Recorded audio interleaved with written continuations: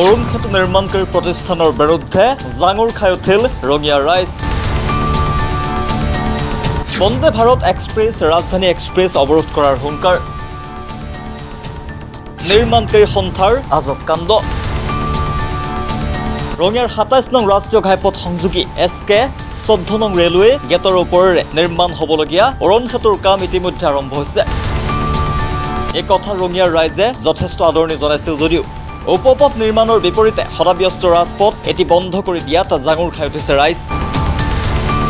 আলয়াথানি Rangia rail জংচনলৈ অহা যাত্ৰীসকল তথা সাধাৰণ ৰাইজ।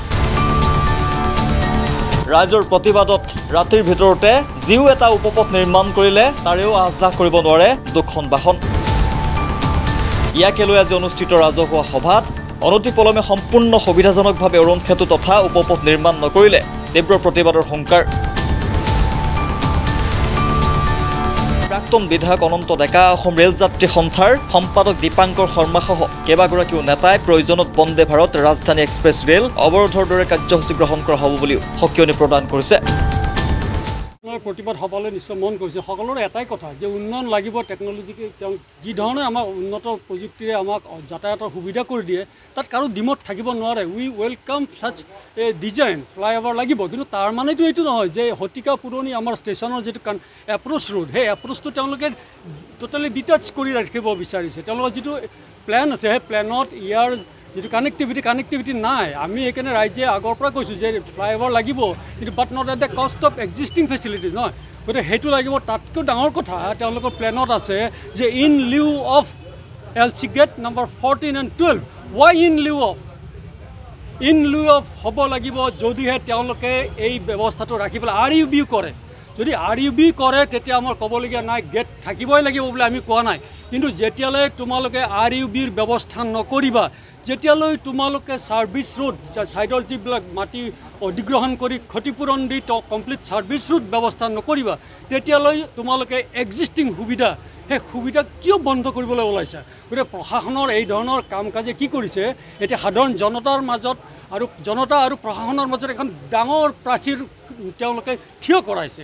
গতিকে এইটো কথাত আমি আচৰিত হৈছোঁ যে আমাৰ জনদৰদী এই চৰকাৰখনে কিয় আজি প্ৰত্যেকটো কথাতে ৰাজ্যক বিক্ষুব্ধ কৰি তুলিছে।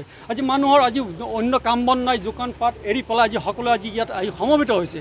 ধিক্কাৰ দিছে চৰকাৰক যে আপোনালোকে আগতে প্ৰাইমাৰী যিবিলাক প্ৰিলিমিনাৰী যিবিলাক কাম কৰিব লাগে সেইবিলাক কৰি লওক না, সেইবিলাক কৰি আপোনালোকে কাম কাজবিলাক চলাওক। আপোনালোকে এপ্ৰ'চ এই যিটো এক্সিষ্টিং গেট বন্ধ নকৰিব যেতিয়ালৈ RUB নিদিয়ে, প্লাছ ডিজাইনটো আপোনালোকে মডিফাই কৰি পেলাই ষ্টেচনৰ যিটো থাকিব লাগে এলিভেটেড নট মথাউৰি এই এলিভেটেড ডিজাইনত আপোনালোকে এখন সংশোধন কৰি দিয়ক। আমি চৰকাৰ জিন্দাবাদ, চৰকাৰক আমি সাধুবাদ দিম। সেইখিনিয়ে ৰাইজৰ আজি ক'ব লাগে। আদাৰৱাইজ চাই ল'ব দেই, আদাৰৱাইজ কিন্তু মানুহ আজি ইমান দূৰ আলোচনা কৰিছে, হয়তো আগত দিনত বন্দে ভাৰত ইয়াত অৱৰোধ কৰিব লগা এটা পৰিস্থিতি আহি আছে। আশা কৰিম চৰকাৰে বন্দে ভাৰত যাতে প্ৰিমিয়াম ট্ৰেইনৰ অহা যোৱা যাতে সুচল কৰি ৰাখে, ৰাজধানী এক্সপ্ৰেছ আদি লং ডিষ্টেঞ্চ ট্ৰেইনৰ যাতে ৰাজধানী তেওঁলোকে চলা নৰ্মেল ট্ৰেইন ৰানিং যাতে নৰ্মেল কৰি ৰাখিব বিচাৰিছে, তেওঁ ৰাইজক আৰু যাতে বিক্ষুব্ধ কৰি নলয়, কাৰণ ৰাইজৰ আৰু কোনো বিকল্প নাথাকিব other than train blockade. That's enough. SK 14ৰ কাৰণে যিটো মানে ফ্লাইঅভাৰ যিখন বনাই আছে এইখন নিৰ্মাণ কৰোঁতে ইতিমধ্যে কাম আৰম্ভ হৈ গ'ল, কিন্তু ইয়াৰ যিটো অধিগৃহীত মাটি এই মাটিটোৰ পইচা পাতি নিদিয়াৰ কাৰণে তাত ছাৰ্ভিচ ৰোড হোৱা নাই, যাৰ ফলত গোটেই ৰাস্তাটো তেওঁলোকে বন্ধ কৰি ৰাখিছে। ষ্টেচন ৰোড আদিকে ধৰি গোটেই এইখিনিত মিনিমাম 1-1.5 হাজাৰ ব্যৱসায়ী আছে, ক্ষুদ্ৰ ব্যৱসায়ী। তো এই ব্যৱসায়ীবিলাকৰ জীৱন ইতিমধ্যে মানে কলা ছায়া আহি গৈছে, মেঘেৰে আৱৰি ধৰিছে ইতিমধ্যে। আৰু যদি 1-1.5 বছৰ এইটো বস্তু থাকি যায় তেতিয়াহ'লে এই ফেমিলিবিলাক কমপ্লিট মৰি যাব। তো আমাৰ চৰকাৰলৈ আমাৰ অনুৰোধ যে ছাৰ্ভিচ ৰোডটো দি পেলাই মানুহখিনিক অহা যোৱা কৰাৰ সুবিধাটো দিয়ে আৰু ক্ষুদ্ৰ ব্যৱসায়ীবিলাকৰ জীৱনৰ নিৰাপত্তাটো আনে। এইখিনি ক'ব লাগিব। ৰঙিয়া টাউন সংযোগী যিটো পথ আছিলে সেই পথটোৰ ওপৰেদি নতুন ফ্লাইঅভাৰখন নিৰ্মাণৰ প্ৰক্ৰিয়া যেতিয়া আৰম্ভ হ'ল, প্ৰথমতে নেশ্যনেল হাইৱেৰ পৰা ৰঙিয়া টাউনলৈ সোমোৱা ৰাস্তাটোত কনষ্ট্ৰাকশ্যন কোম্পানীয়ে যেতিয়া কাম আৰম্ভ কৰিলে তেওঁলোকে সম্পূৰ্ণ ৰাস্তাটো বন্ধ কৰি দিলে।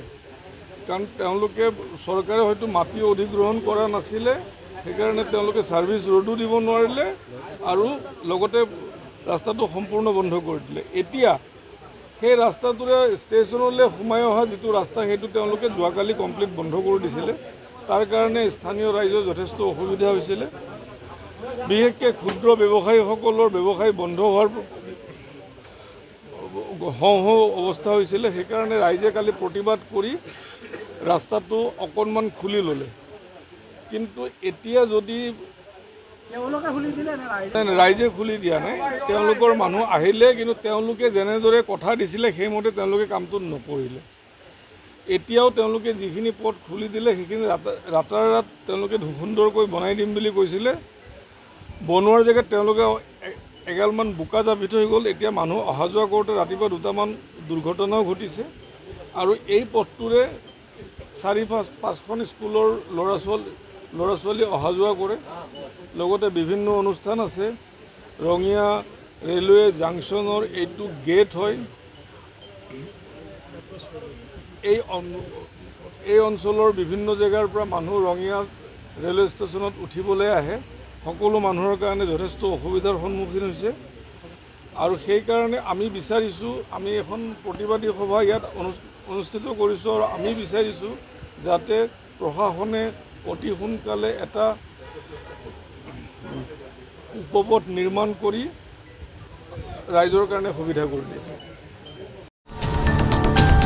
ৰঙিয়াৰ পৰা মইনুল হকৰ প্ৰতিবেদন, দ্য ৰিয়েলিটি।